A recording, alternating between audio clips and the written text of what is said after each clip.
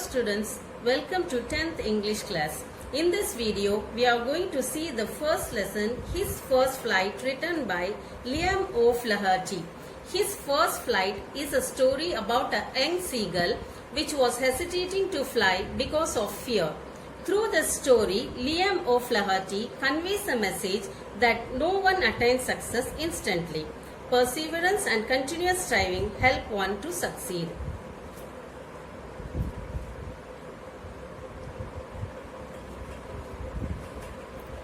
The young seagull was alone on his sledge.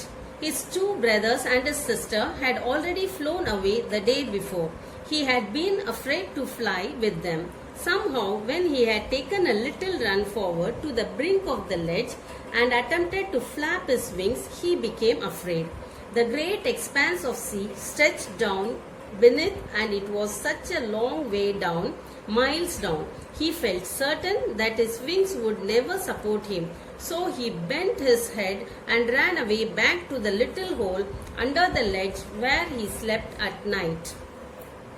ஒரு சிறிய கடல் பறவை பாறை நீட்சியிலுள்ள தன் கூட்டில் தன்னந்தனியாக இருந்தது.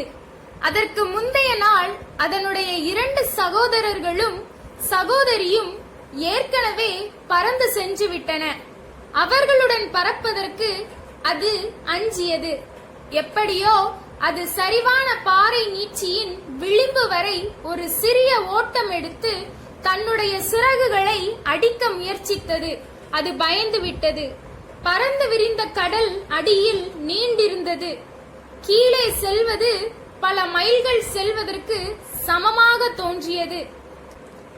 தன்னுடைய சிறகுகள் தமக்கு ஒருபோதும் உதவி அளிக்காது என்பதை உறுதியாக அது உணர்ந்தது. ஆகையால் அது தன் தலையை வளைத்து பாறை நீட்சியின் கீழே இருந்த தன் இரவில் தூங்கும் அந்த பொந்துக்குள் திரும்பி ஓடியது. Even when each of his brothers and his little sister, whose wings were far shorter than his own, ran to the brink, flapped their wings and flew away, he failed to muster up courage to take that plunge which appeared to him so desperate. His father and mother had come around calling to him shrilly, scolding him, threatening to let him starve on his ledge unless he flew away. But for the life of him, he could not move. அதன் சகோதரர்கள் ஒவ்வொருவரும் அதன் இளைய சகோதரியும் அதனுடைய சிறகுகளை விட குட்டியாக இருந்த போதிலும் விளிம்பு நோக்கி ஓடி சிறகை விரித்து பறந்து விட்டனர். தாவி பறப்பதற்கு நம்பிக்கை இல்லை என்று அதற்கு தோன்றியதால் அது தைரியத்தை வரவழைக்க தவறியது. அதனுடைய தந்தையும் தாயும் கூச்சலிட்டு அதை சுற்றி வந்து அழைத்தனர். அதனை திட்டினர். அது பறந்து செல்ல தவறும் பட்சத்தில் பாறை நீட்சியிலேயே பட்டினி கிடக்க விடப்போவதாக அச்சுறுத்தினர். ஆனால் அது உயிருக்கு பயந்ததால் அசைய இயலவில்லை. That was 24 hours ago. Since then, nobody had come near him. The day before, all day long, he had watched his parents flying about with his brothers and sister, perfecting them in the art of flight, teaching them how to skim the waves and how to dive for fish. He had, in fact, seen his older brother catch his first herring and devour it, standing on a rock while his parents circled around raising a proud crackle. And all the morning, the whole family had walked about on the big plateau midway down the opposite cliff, laughing at his cowardice. இது 24 மணி நேரத்திற்கு முன்னால் நடந்தது. அதிலிருந்து அதன் அருகில் யாரும் வரவில்லை.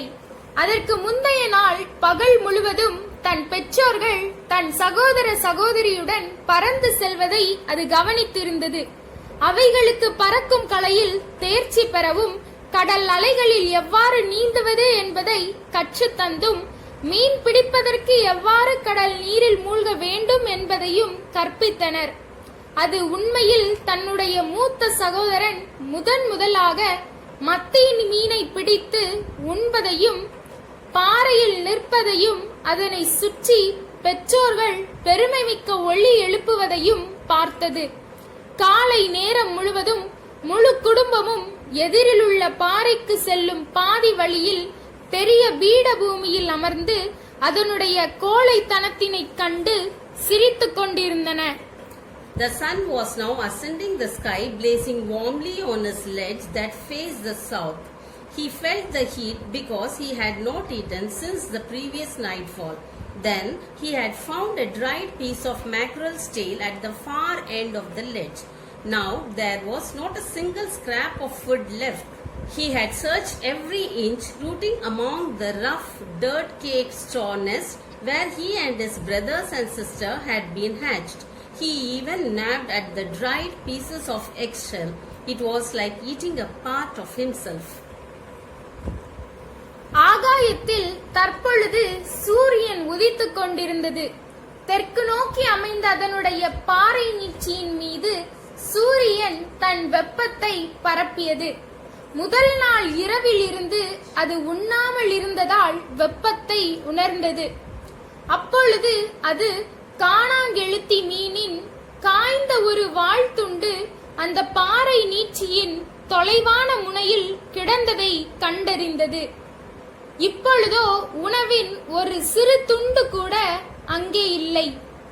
அங்குள்ள ஒவ்வொரு அங்குல இடத்தையும் தானும் தன் சகோதர சகோதரியும் குஞ்சு பொறிக்கப்பட்ட கரடு முரடான வைக்கோல் கூட்டின் பிண்டத்தையும் அது துருவி தேடி பார்த்தது.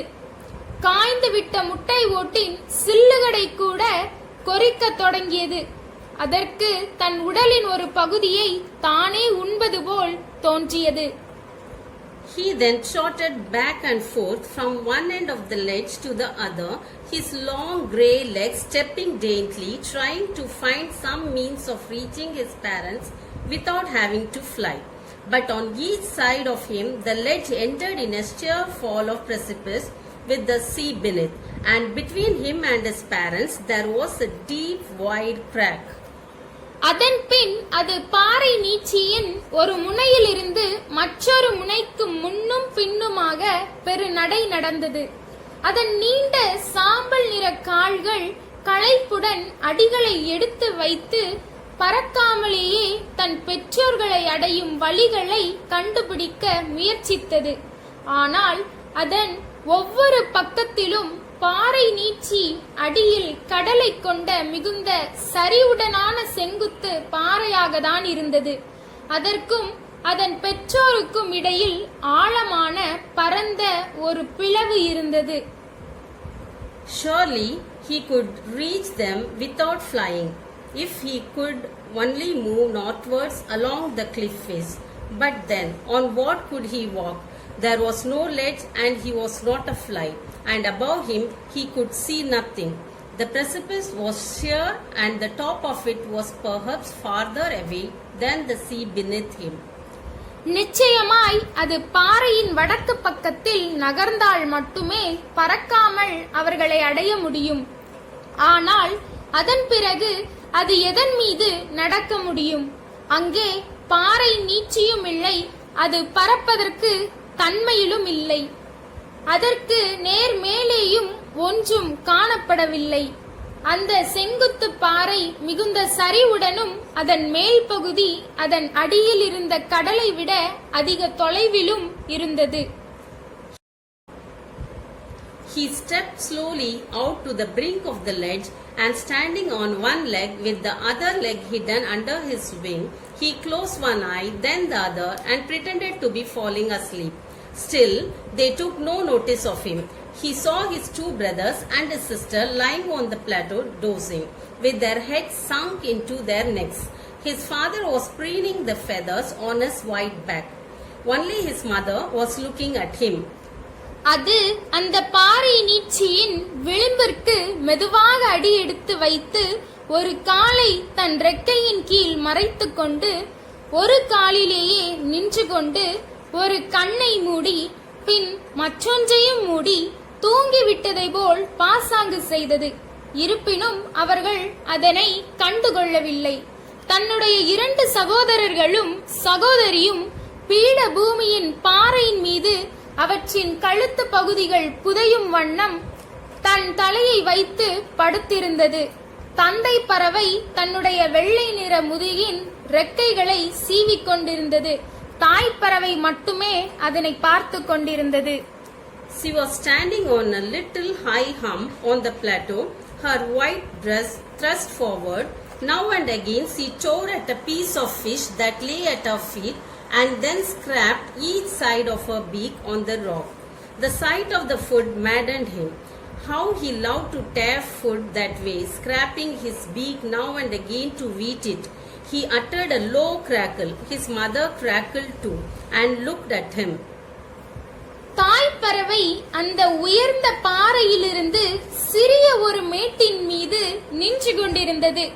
அதன் வெள்ளை நிற நெஞ்சு பகுதி முன்னோக்கி இருந்தது. அடிக்கடி அது ஒரு மீன் துண்டை தன் காலில் வைத்து கிழித்துக் கொண்டும் அதன் அலகின் ஒவ்வொரு பக்கத்தையும் பாறையின் மீது வைத்து தேய்த்து கொண்டும் இருந்தது. உணவின் மீதான அதன் பார்வை அதனை பித்து பிடிக்க வைத்தது. உணவை தன் தாயை போல் கிழிப்பதிலும் அழகை தீட்டிக் கொள்வதிலும் அது அவ்வளவு விருப்பப்பட்டது. அது தாழ்ந்த குரலில் கொக்கரித்தது. தாய்ப்பறவையும் அதனை பார்த்து கொக்கரித்தது. Ga, ga, ga, he cried, begging her to bring him over some food. Galula, she screamed back mockingly. But he kept calling plaintively, and after a minute or so, he uttered a joyful scream. His mother had picked up a piece of fish and was flying across to him with it. He leaned out eagerly, tapping the rock with his feet, trying to get nearer to her as she flew across. But when she was just opposite to him, abreast of the ledge, she halted, her legs hanging limp, her wings motionless, the piece of fish in her beak almost within reach of his beak. கா கா கா, அது கத்தியது. தனக்கு உணவு கொண்டு வர யாசித்தது. காலூலா, தாய்ப்பறவை கேலியாக பதிலுக்கு கூச்சலிட்டது. ஆனால் அது தொடர்ந்து சோகமாக கத்திக் கொண்டிருந்தது. ஒரு நிமிடத்திற்கு பிறகு அது மகிழ்ச்சி கூச்சல் போட்டது. தாய்ப்பறவை ஒரு மீன் துண்டை எடுத்துக்கொண்டு அதை கடந்து பறந்து வந்தது. அது தன் காலால் பாறையை தட்டிக்கொண்டே ஆவலுடன் முன்னோக்கி சாய்ந்தது. தாய்ப்பறவை குறுக்கே பறந்து சென்றதால் அருகில் செல்ல முயற்சித்தது. ஆனால் தாய்ப்பறவை அவனுக்கு எதிரில் பாறை நீட்சிக்கு இணையாக அப்படியே நின்றது. அதன் கால்கள் தொங்கின, ரெக்கைகள் அசைவற்றிருந்தன. தாய்ப்பறவையின் அலகில் இருந்த மீன் துண்டு அந்த இளம் பறவையின் அழகுக்கு அருகில் இருக்குமாறு நெருங்கி வந்தது. He waited a moment in surprise, wondering why she did not come nearer, and then, maddened by hunger, he dived at the fish. With a loud scream, he fell outwards and downwards into space. His mother had swooped upwards. As he passed beneath her, he had the swish of her wings. வியப்பில் சற்று நேரம் காத்திருந்தது. ஏன் தாய்ப்பறவை மிக அருகில் வரவில்லை என்று ஆச்சரியப்பட்டது. பசியால் பித்து பிடித்த அது மீனை நோக்கி பாய்ந்தது. உரத்த சத்தத்துடன் அது விண்வெளியில் மேலும் கீழுமாக விழுந்தது. தாய்ப்பறவை மேல் நோக்கி பறந்தது. அது தாய்ப்பறவைக்கு கீழே பறந்து செல்லும் போது அவள் சிறகுகள் காற்றை கிழித்து செல்லும் சத்தத்தை கேட்டது. Then a monstrous terror seized him and his heart stood still. He could hear nothing, but it only lasted a moment. The next moment, he felt his wings spread outwards. The wind rushed against his breast feathers, then under his stomach and against his wings. He could feel the tips of his wings cutting through the air. He was not falling headlong now. He was soaring gradually downwards and outwards. He was no longer afraid. He just felt a bit dizzy. Then he flapped his wings once and he soared upwards. அப்பொழுது ஒரு ராட்சத அச்சம் அதனை ஆட்கொண்டது. இதயம் நின்றுவிட்டது. அதனால் ஒன்றும் கேட்க இயலவில்லை. இந்த நிலை ஒரு வினாடி நேரமே நீடித்தது. அடுத்த வினாடியில் அது தம் ரெக்கைகளை வெளிநோக்கி விரித்திருப்பதாக உணர்ந்தது. காற்று அதன் நெஞ்சு பகுதி இறகுகளில் பாய்ந்து பிறகு அதன் வயிற்றுக்கு அடியில் மற்றும் இறகுகளில் மோதியது. இறகுகளின் நுனிகள் காற்றை கிழித்து கொண்டு போவதை அதனால் உணர முடிந்தது. இப்பொழுது அது கண்மூடித்தனமாக விழவில்லை. படிப்படியாக மேல் நோக்கியும் கீழ் நோக்கியும் பக்கவாட்டிலும் பறந்தது. அதற்கு இப்பொழுது பயமில்லை. சிறிய மயக்க நிலையை உணர்ந்தது. அதன் பின் சிறகடித்து மேல் நோக்கி பறந்தது. He uttered a joyous scream and flapped them again. He soared higher. He raised his breast and banged against the wind. Ga, ga, ga, ga, ga, ga, galula. His mother swooped past him, her wings making a loud noise. He answered her with another scream. Then his father flew over him screaming. Then he saw his two brothers and sister flying around him, soaring and diving. அது ஒரு மகிழ்ச்சி கூச்சல் போட்டு மீண்டும் சிறகடித்தது. மேன்மேலும் உயரத்தில் பறந்து தன் நெஞ்சை உயர்த்தி காற்றை எதிர்நோக்கி சிறகடித்தது. கா கா கா கா கா கா கலூலா. தாய்ப்பறவை அதனை கடந்து திடீரென பறந்தது. அதன் ரெக்கைகள் பெரும் சப்தத்தை கிளப்பின. அதன் மற்றொரு கூச்சலுடன் அவளுக்கு பதிலளித்தது. அதன் பின் தந்தை பறவை அதை கடந்து கூச்சலிட்டு பறந்தது. அதன் பின் அது தன் இரண்டு சகோதரர்களும் சகோதரியும் தன்னை சுற்றி மேலும் கீழுமாக பறந்து செல்வதை பார்த்தது. Then he completely forgot that he had not always been able to fly and commenced to dive and soar, shrieking shrilly. He was near the sea now, flying straight over it, facing out over the ocean. He saw a vast green sea beneath him with little ridges moving over it. He turned his beak sideways and crowed amusedly. His parents and his brothers and sister had landed on this green floor in front of him. They were beckoning to him, calling shrilly. ஒருபோதும் தன்னால் பறக்க இயலாது என்பதனை அது முற்றிலும் மறந்தது. மேலும் கீழும் குதித்து மகிழ்ச்சி கூச்சலுடன் பறக்கத் தொடங்கியது. இப்பொழுது அது கடலுக்கு அருகே, கடலின் நீர் மேலே, கடலின் மட்டத்தில் எதிர்நோக்கி பறந்தது. தனக்கு அடியில் பச்சை நிற பரந்த கடல் இருப்பதனை பார்த்தது. கடலின் மேல் மட்டத்தில் சிறிய அலைகள் அதன் மீது பாய்ந்து கொண்டிருப்பதை பார்த்தது. அது தன் அலகை பக்கவாட்டில் திருப்பி மகிழ்ச்சி குரல் எழுப்பியது. அதன் பெற்றோர்களும் சகோதர சகோதரியும் கடலின் மீது அமர்ந்தன. அவர்கள் அதனை சைகை காட்டி கூச்சலிட்டு கூப்பிட்டனர். He dropped his legs to stand on the green sea. His legs sank into it. He screamed with fright and attempted to rise again, flapping his wings.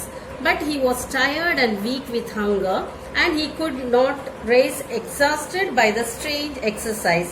His feet sank into the green sea, and then his belly touched it, and he sank no further. பச்சை நிற கடலின் மீது நிற்பதற்காக தம் கால்களை கீழே இறக்கியது.